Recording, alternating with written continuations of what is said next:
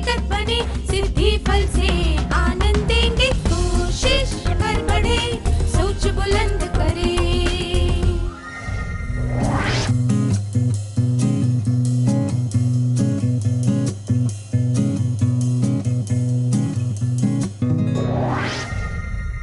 नमस्ते छात्रों, आप सबको देखकर खुशी हुई।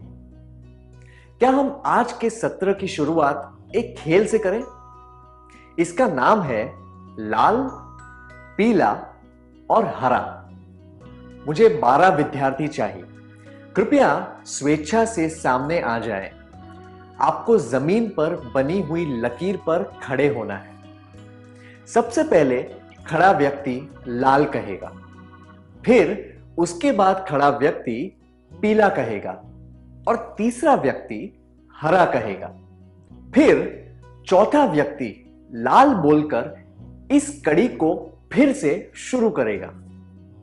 आप जो रंग कहेंगे उसके अनुसार यह क्रम होगा: 1 लाल, 2 पीला, 3 हरा, 4 लाल, 5 पीला, 6 हरा, 7 लाल, 8 पीला, 9 हरा, 10 लाल, 11 पीला, 12 हरा।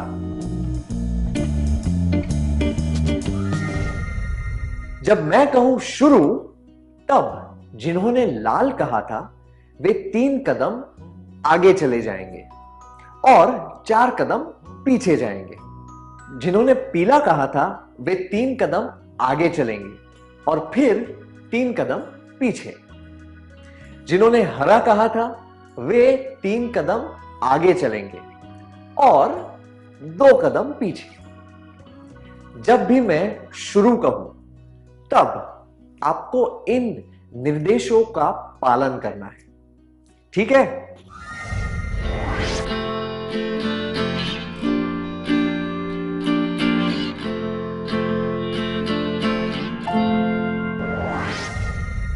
क्या आपको खेल पसंद आया?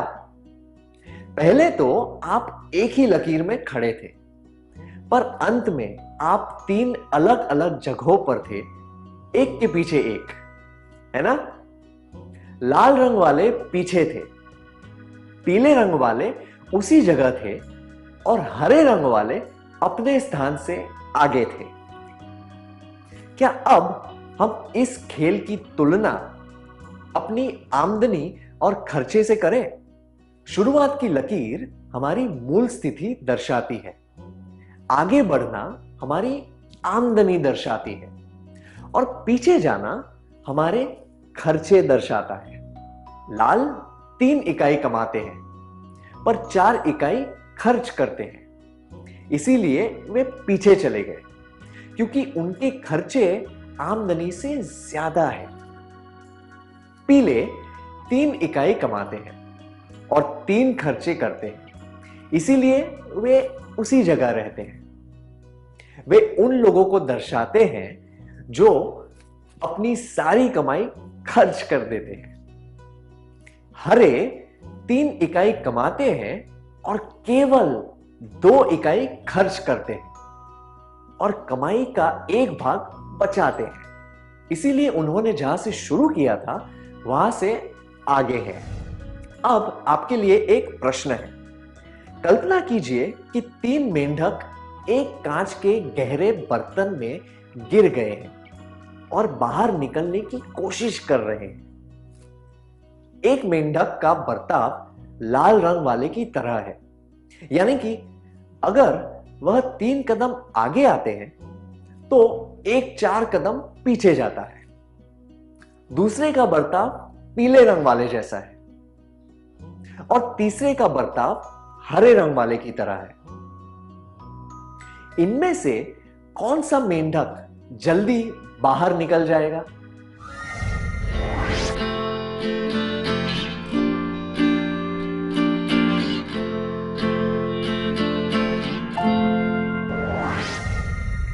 सही कहा, लाल थोड़ा आगे बढ़ेगा पर कई कदम पीछे रह जाएगा। पीला आगे पीछे करता हुआ उसी जगह रह जाएगा, पर हरा अपने प्रयास से लगातार आगे बढ़ता हुआ जल्दी बाहर निकल जाएगा। सोचिए कि अगर मेंढक की तुलना मनुष्य के व्यवहार से की गई है तो हमने इससे क्या सीखा? अपनी आमदनी से ज्यादा खर्चा करने से आर्थिक स्थिति खराब होती है। अपनी आमदनी के सारे पैसे खर्च करने से हम उन्हीं परिस्थितियों में अटक जाते हैं। अपनी आमदनी को सोच समझकर खर्च करने से हमारी उन्नति होती है। अब इस परिस्थिति पर ध्यान दीजिए। कल्पना कीजिए कि आपने 350 रुपए बचाए हैं। आप एक दुकान पर कपड़े खरीद रहे हैं। आपने 3 कपड़े देखे, अ, ब और स। तीनों अच्छे हैं और आपको पसंद भी है, पर अ में अच्छी कशीदाकारी है, इसीलिए इसका दाम 350 रुपए है। ब का दाम 300 है और स का दाम 250 है। आपने 50 रुपए रिक्शा के खर्च कर लिए और 300 रुपए कपड़े खरीदने के लिए। इस परिस्थिति में आप कौन सा कपड़ा खरीदेंगे? 1, अ के लिए 300 रुपए देकर 50 रुपए उधार रखेंगे। 2, ब खरीदेंगे। या फिर 3, स खरीद कर 50 रुपए बचा लेंगे। क्या आप दोनों इस परिस्थिति का अभिनय करके दिखा सकते हैं? आपको इनमें से एक विकल्प चुनना है।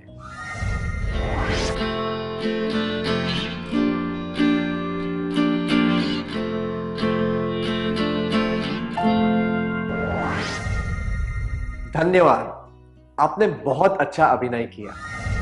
जब आपको केवल 300 रुपए खर्च करने हैं, तब 350 रुपए खर्च करना दर्शाता है कि आपका व्यवहार लाल रंग वाला है। आमदनी से ज्यादा खर्चा करना। ऐसा करने से आप पर कर्जा बढ़ेगा और आपकी आर्थिक स्थिति बिगड़ जाएगी। इस तरह के काम नहीं करने चाहिए। जब उसी किस्म का कपड़ा 250 रुपए में मिल सकता है, तो उसके लिए 300 रुपए खर्च करना यह दर्शाता है कि आपका व्यवहार पीले रंग वाला है। सब कुछ खर्च देने से आपकी कोई बचत नहीं होगी। इस वजह से आपकी आर्थिक स्थिति में कोई भी सुधार नहीं होगा। आपातकालीन स्थिति में आपके पास कुछ नहीं बचेगा और आपको कर्ज लेना पड़ सकता है।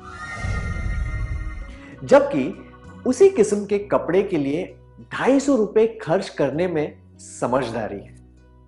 यह दर्शाता है कि आपका व्यवहार हरे रंग वाला है। आप गुणवत्ता पर ध्यान देते हुए बचत करने के तरीके ढूंढते हैं। ऐसा करने से आपकी आर्थिक स्थिति सुधरेगी और बचत भी बढ़ेगी। धन के प्रबंधन का मतलब है कि सोच समझकर पैसे खर्च करना और पैसे बचाना। मैं दोहराता हूं, धन के प्रबंधन का मतलब है सोच समझकर पैसे खर्च करना और पैसे बचाना। हमने यह समझा कि धन के प्रबंधन का अर्थ क्या होता है। आइए अब हम देखते हैं कि अपने रोजमर्रा के जीवन में इसका प्रयोग किस तरह किया जा सकता है। सबसे पहले कामिनी की परिस्थिति देखते हैं। कामिनी एक मध्य वर्गीय परिवार से है। उसके माता पिता उसे धन के प्रबंधन का अनुभव देना चाहते हैं, इसीलिए उन्होंने परिवार के मासिक खर्चों का काम उसे सौंप दिया है। पूरे महीने की आमदनी उसे दे दी ताकि वह खर्चे संभाल सके। सबसे पहले कामिनी ने सारे खर्चे की सूची बनाई। आइए एक कार्यकलाप के द्वारा देखें कि उसने सारे खर्चे किन वर्गों में डाले हैं। आपको स्क्रीन पर एक तरफ कुछ खर्चे दिखेंगे और दूसरी तरफ कुछ वर्ग दिखेंगे। आपको खर्चे को सही वर्ग में डालना है। खर्चे वर्ग: चावल, कांस्य की मूर्ति, फिल्म देखना, घर का किराया, दवाइयां, बांस का झूला, बीमा की किश्त, किताबें, मनोरंजन, रख रखाव, विलास, खाना, राशन, आराम, पूंजी निवेश, आपातकालीन, शिक्षा।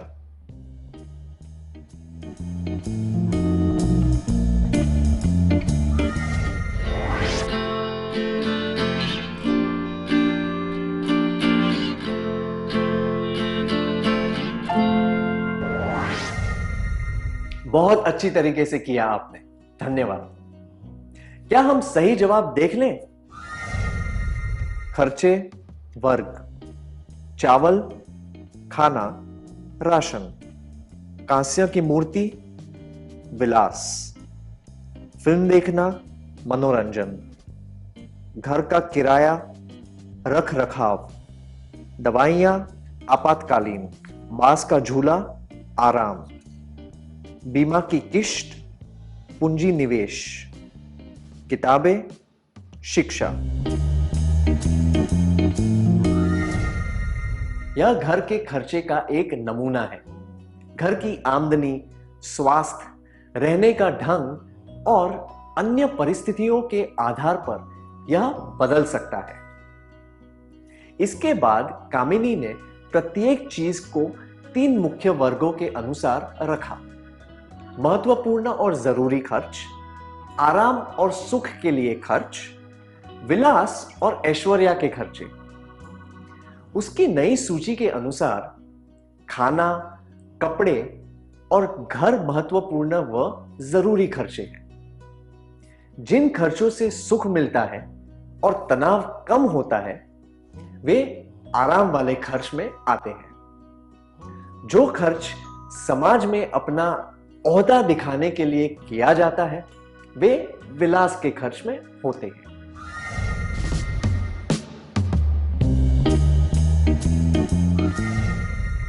अब आपको स्क्रीन पर कुछ खर्चे दिखाए जाएंगे। आप एक मध्य वर्गीय परिवार से हैं। इस बात को ध्यान में रखते हुए क्या आप इन खर्चों को जरूरत, आराम और विलास के वर्ग में डाल सकते हैं? खर्च, जरूरत, आराम, विलास: चावल, बिजली, फिल्म देखना, घर का किराया, दवाइयां, एक महंगी तस्वीर, झूलती हुई कुर्सी, बीमा की किश्त, 5 सितारा होटल में पार्टी, पिकनिक।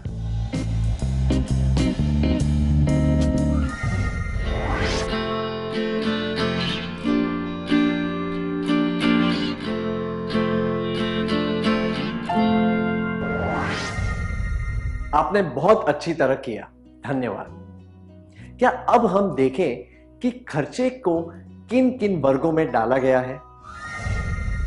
खर्च, जरूरत, आराम, विलास: चावल, जरूरत, बिजली, जरूरत, फिल्म देखना, आराम, घर का किराया, जरूरत, दवाइयां, जरूरत, एक महंगी तस्वीर, विलास, झूलती हुई कुर्सी, आराम, बीमा की किश्त, जरूरत, 5 सितारा होटल में पार्टी, विलास, पिकनिक, आराम।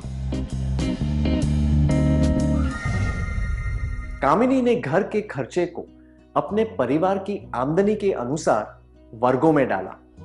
जैसे कि मैंने पहले बताया था, ये वर्ग हर परिवार की आमदनी के अनुसार अलग होंगे। उदाहरण के लिए, जो परिवार खुद के घर में रहता है उसकी सूची में घर का किराया नहीं आएगा, उसकी जगह रख रखाव के खर्चे होंगे, जैसे कि प्रॉपर्टी टैक्स इत्यादि। और तो और आराम व विलास किसे कहा जा सकता है, यह भी परिवार की आमदनी पर निर्भर करेगा। कामिनी ने अपनी सूची अपने माता पिता को दिखाई। उन्होंने उसके काम को सराहा और उससे पूछा कि अब वह क्या करेगी। उसने कहा कि वह विलास के खर्चे नहीं करेगी, जरूरत वाले खर्चे पर ध्यान देगी, आपातकालीन परिस्थितियों के लिए पैसे बचा कर रखेगी। अगर कुछ पैसे बच गए तो वह आराम वाली चीजें पर खर्च करेगी। योजना के अनुसार खर्चा करना क्या होता है? योजना के अनुसार खर्चा करने का अर्थ है कि पैसे क्यों, कब और कैसे खर्च करने हैं, इस बारे में ठीक से सोचकर निर्णय लेना। मैं दोहराता हूं, योजना के अनुसार खर्चे करने का अर्थ है कि पैसे क्यों, कब और कैसे खर्च करने हैं, इस बारे में ठीक से सोचकर निर्णय लेना। क्या अब हम इस सत्र का सार संक्षेप कर लें?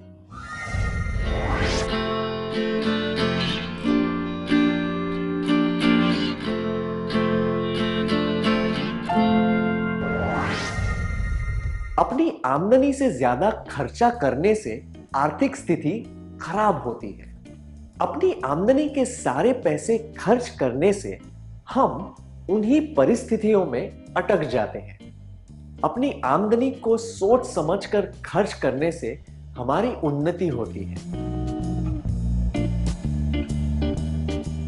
धन के प्रबंधन का मतलब है सोच समझकर पैसे खर्च करना और पैसे बचाना।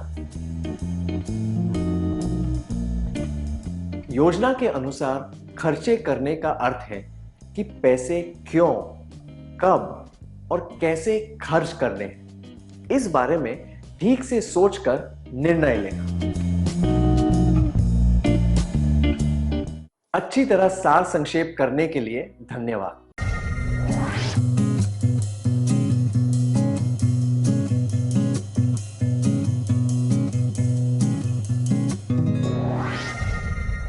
नमस्ते छात्रों, आपसे मिलकर खुशी हुई।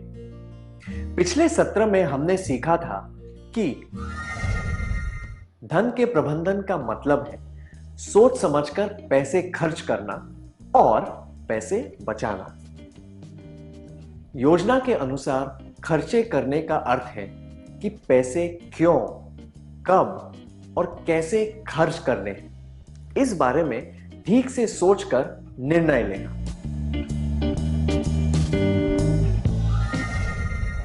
आइए अब योजना के अनुसार खर्च करने के और पहलू देखते हैं। सबसे पहले मदन के बारे में जानते हैं। मदन एक छात्रावास में रहता है। वह अपने कमरे को सजाना चाहता है, इसीलिए उसने अपने दोस्त नवीन से 250 रुपए उधार लिए और 10 दिनों में लौटाने का वादा किया। पर वह 10 दिनों में पैसे नहीं लौटा पाया। नवीन मदन से पैसे मांगने गया। अगर आप मदन की जगह होते तो क्या करते? नवीन से मिलना जुलना छोड़ देते, उसे यह वादा करते कि आप 2 दिनों में पैसे लौटा देंगे, नवीन से माफी मांगते। क्या आप में से 2 छात्र इसका अभिनय करके दिखा सकते हैं? मदन का पात्र निभाने वाले व्यक्ति को एक विकल्प चुनना है और उसके अनुसार अभिनय करना है।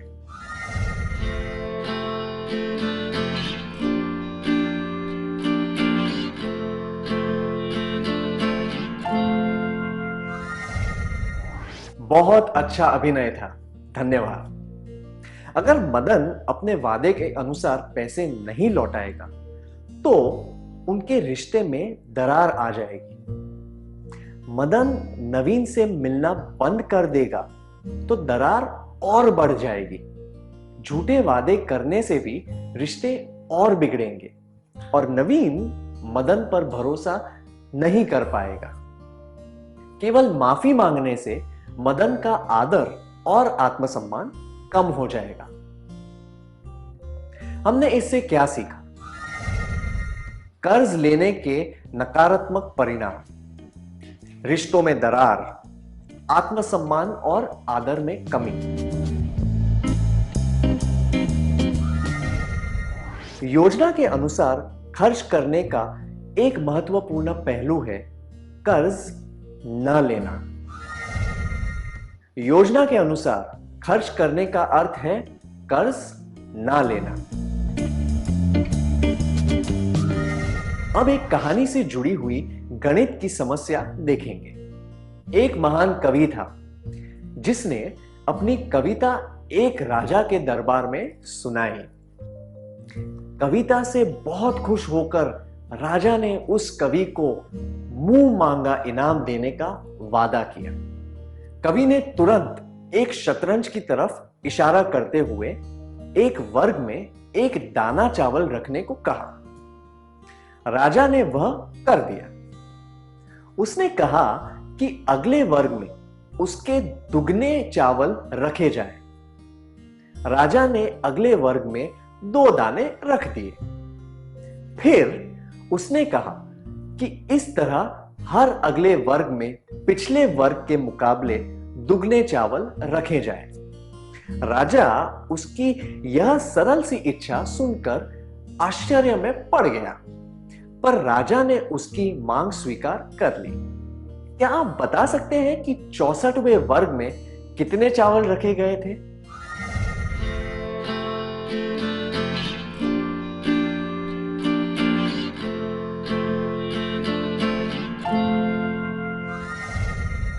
क्या आपने हिसाब लगा लिया?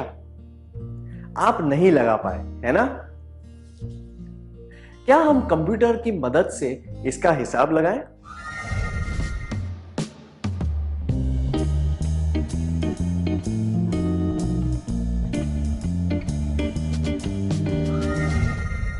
अड़तीसवें वर्ग के बाद कंप्यूटर भी इसका हिसाब नहीं निकाल पाया।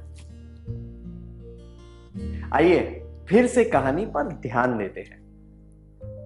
जब राजा ने कवि की मांग को पूरा करना शुरू किया तो उसका शाही भंडार खाली हो गया। इसके बाद ही राजा समझ पाया कि उसकी इच्छा इतनी सरल नहीं थी जितनी की दिख रही थी। पूरा राज्य मिलकर भी वह इच्छा पूरी नहीं कर सकता था। अब राजा की परिस्थिति ऐसी हो गई थी जैसे कि उन लोगों की होती है जो बहुत अधिक दर पर कर्ज लेते हैं। कुछ अनियोजित क्षेत्र में ब्याज की दर इतनी ज्यादा होती है कि वह मूल राशि से भी अधिक हो जाती है। इसीलिए किसी आराम या विलास की चीज को खरीदने से पहले यह सोच लेना चाहिए कि इसके लिए कर्ज लेना चाहिए या नहीं। योजना के अनुसार खर्च करने का अर्थ है कर्ज ना लेना, अधिक ब्याज की दर वाली कर्ज से बचना। मुझे यकीन है कि आपने मेहनती चींटी की कहानी सुनी होगी जिसने बारिश आने से पहले खाना इकट्ठा कर लिया और आलसी टिड्डा गर्मियों में आराम करता रहा। फिर उस टिड्डे को बारिश के मौसम में भूखा रहना पड़ा। आप में से किन लोगों को भविष्य के लिए पैसे बचाकर रखने की आदत है? आपने यह कब और कैसे शुरू किया? आपने कितने पैसे बचाए हैं? क्या आप इस बारे में सबको बताना चाहेंगे?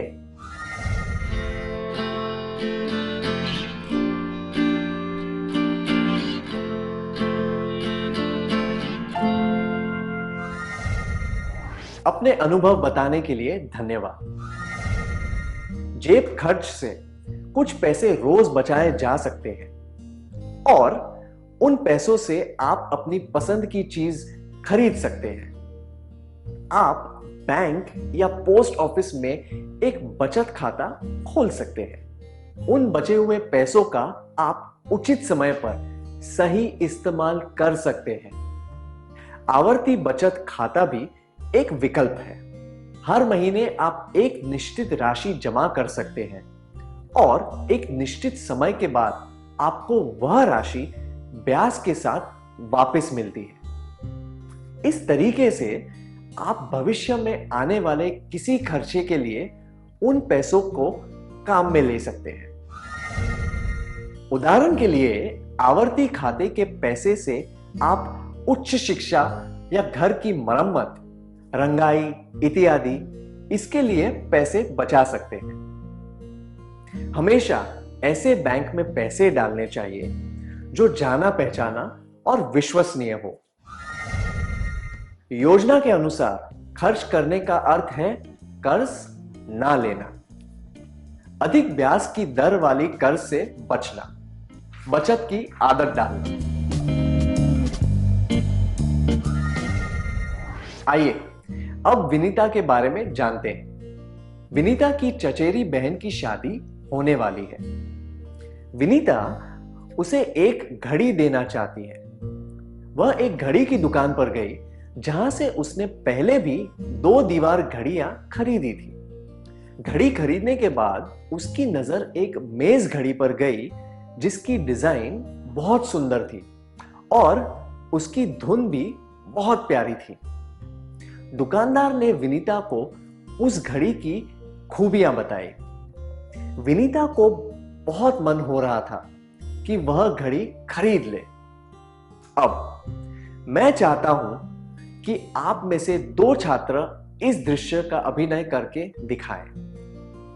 अंत में आपको दर्शाना है कि विनीता ने उस घड़ी को खरीदने का लोभ छोड़ दिया और दुकानदार को धन्यवाद देते हुए घर चली गई।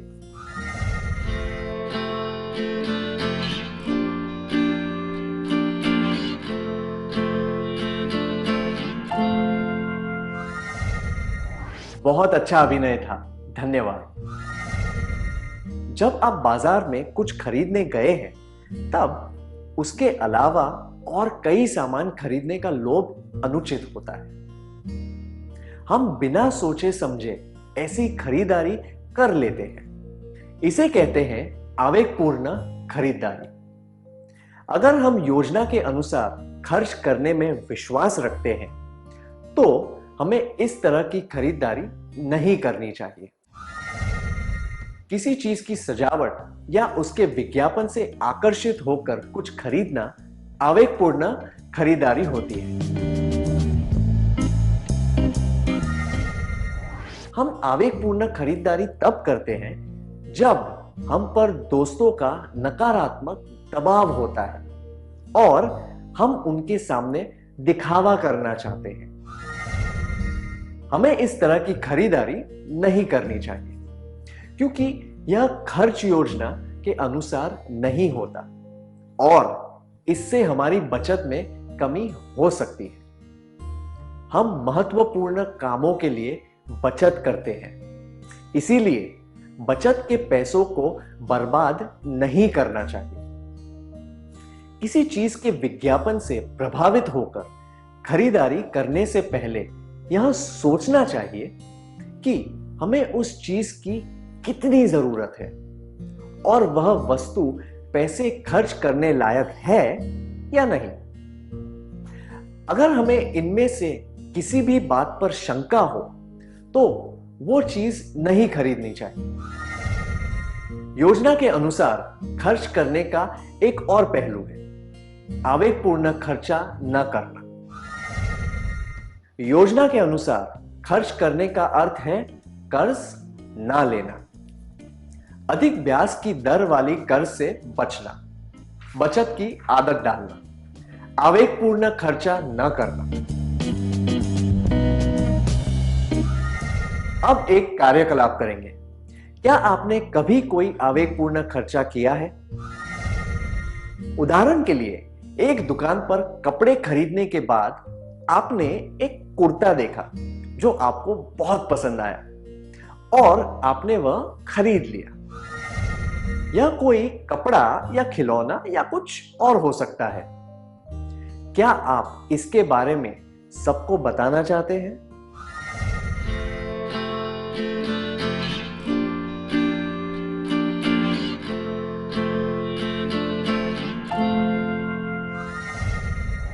अपने अनुभव बताने के लिए धन्यवाद। क्या आपको वह सत्र याद है, अपने माता पिता को समझे? उसमें हमने चर्चा की थी कि किस तरह माता पिता ने 2 साल के बच्चे की बात मान ली, पर 14 साल के बच्चे को मना कर दिया। अब आप समझ गए होंगे उन्होंने ऐसा क्यों किया, है ना? वे आवेगपूर्ण खर्चा नहीं करना चाहते थे और उन्हें पता था कि आप आवेगपूर्ण खर्चे के नकारात्मक प्रभाव समझ सकते हैं। धन का प्रबंधन खुशहाल और तनाव मुक्त जीवन का आधार होता है। इसीलिए हमें लाल रंग वाला व्यवहार नहीं करना चाहिए, यानी कि आमदनी से ज्यादा खर्चा करना। पीले रंग वाला व्यवहार यानी कि पूरी आमदनी खर्च करना, यह भी नहीं करना चाहिए। हमें हरे रंग वाला व्यवहार अपनाना चाहिए, यानी कि आमदनी से कम खर्च करना और भविष्य के लिए बचाना। आप सबको शुभकामनाएं। क्या अब हम आज के सत्र का सार संक्षेप कर लें?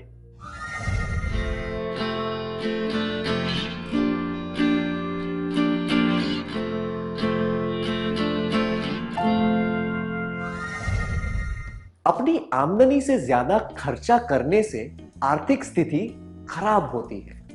अपनी आमदनी के सारे पैसे खर्च करने से हम उन्हीं परिस्थितियों में अटक जाते हैं। अपनी आमदनी को सोच समझकर खर्च करने से हमारी उन्नति होती है। धन के प्रबंधन का मतलब है सोच समझकर पैसे खर्च करना और पैसे बचाना। योजना के अनुसार खर्चे करने का अर्थ है कि पैसे क्यों, कब और कैसे खर्च करने हैं, इस बारे में ठीक से सोचकर निर्णय लेना। कर्ज लेने के नकारात्मक परिणाम: रिश्तों में दरार, आत्मसम्मान और आदर में कमी। योजना के अनुसार खर्च करने का अर्थ है कर्ज ना लेना, अधिक ब्याज की दर वाली कर्ज से बचना, बचत की आदत डालना, आवेगपूर्ण खर्चा न करना। इतनी अच्छी तरह सार संक्षेप करने के लिए धन्यवाद।